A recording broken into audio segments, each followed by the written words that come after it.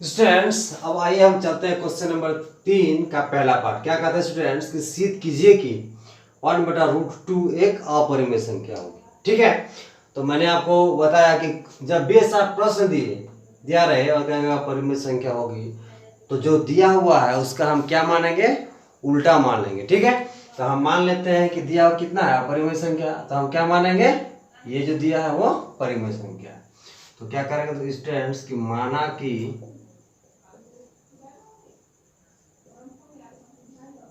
1/2 एक परिमेय संख्या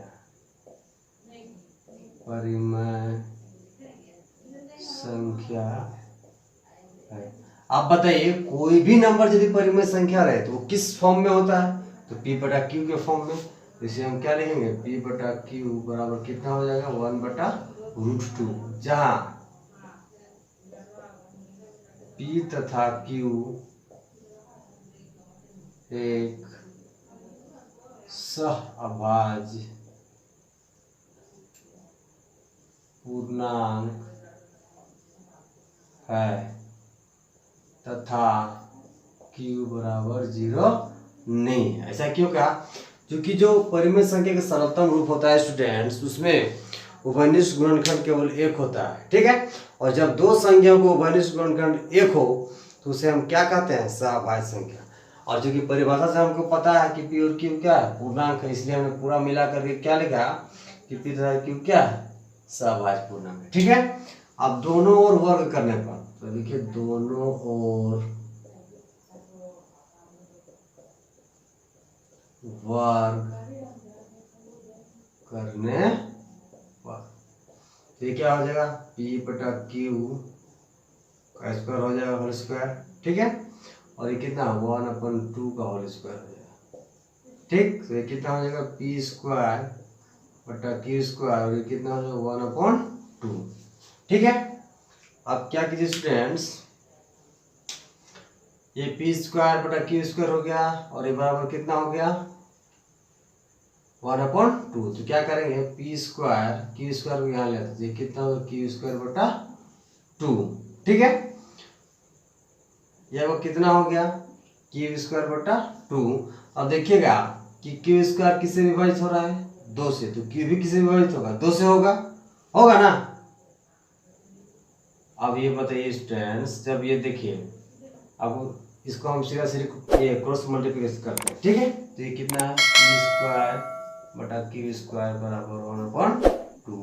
ठीक है, तो इसके साथ गुना हो गया 2p² बराबर q², तो वही तो हमने लिखा था p² बराबर q²/2। ठीक है, तो क्या हो जाए p² बराबर q²/2। अब यहाँ देखिए q² किससे विभाजित हो रहा है, 2 से, तो q भी किससे होगा, 2 से। तो लिखेंगे क्या स्टूडेंट्स कि चूंकि q² 2 से विभाज्य है, ओके, इसलिए q भी 2 से विभाज्य होगी। ठीक है, ये कहाँ से आया, तो थ्योरम से। थ्योरम आप यदि नहीं पढ़े हैं तो इंट्रोडक्शन में जाइए, वहाँ वीडियो का लिंक आपको मिलेगा ये मेरे प्लेलिस्ट में, वहाँ से आप इंट्रोडक्शन वीडियो को देखिए, आपको अच्छे से समझ में आ जाएगा। ओके, तो देखिए चूंकि q किससे विभाजित हो रहा है, 2 से, तो मान लीजिए q 2 से विभाजित हो रहा है तो कुछ मानव दे के तो जाएगा, बिना दिए जाएगा नहीं। कोई भी नंबर किसी से डिवाइड होता है स्टूडेंट्स तो कुछ मान दे के जाता है। जब q 2 से विभाजित हो रहा है तो मान लिए कि q मान दे करके वो गया। ठीक है, अब इसको थोड़ा सा हम आगे यहाँ सॉल्व कर लेते हैं। ये इसको हम कितना लिख सकते हैं कि 2p² बराबर क्या हो जाएगा q²। ठीक है, इसे मान लेते हैं 1। तो देखिए q/2 बराबर कितना हो गया, k है, तो ये q बराबर कितना हो जाएगा 2k। ठीक है, अब यहाँ पे q का मान इक्वेशन 1 में रखिए, तो समीकरण 1 से तो क्या हो जाएगा इधर 2p²। ठीक है, q का मान कितना हो गया 2k, ये को कितना हो जाएगा 2k², तो 2p² बराबर 2 का स्क्वायर कितना हो जाएगा 4, और ये कितना हो जाएगा k², ये कितना बार में कटेगा 2 बार में, तो k² बराबर कितना हो गया p²/2। अब देखिए यहाँ पर भी p² किससे विभाजित हो रहा है, 2 से, तो p भी किससे होगा 2 से। तो लिखेंगे चूंकि पी स्क्वायर 2 से विभाज्य है,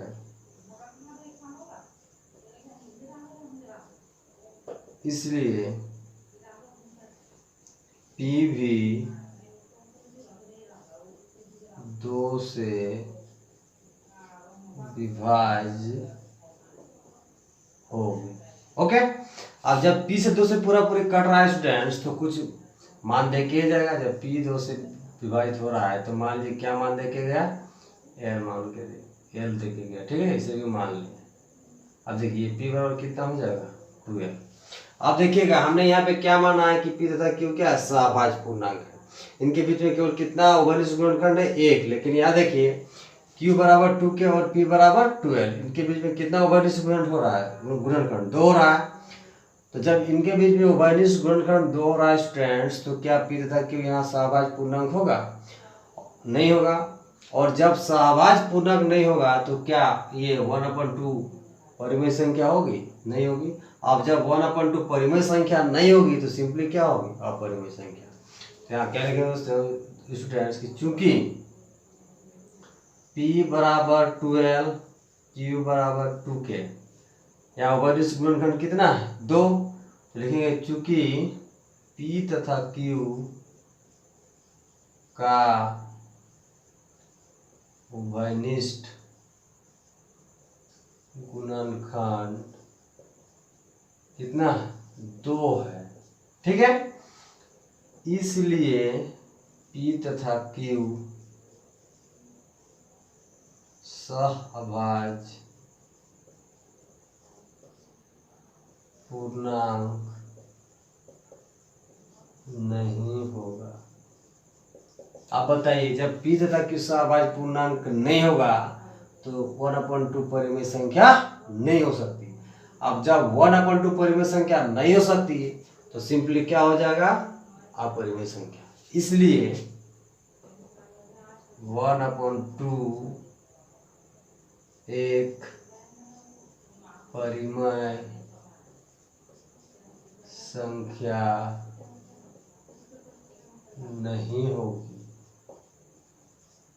अतः क्या हम लिख सकते हैं कि वह 1/2 एक अपरिमेय संख्या, अपरिमेय संख्या।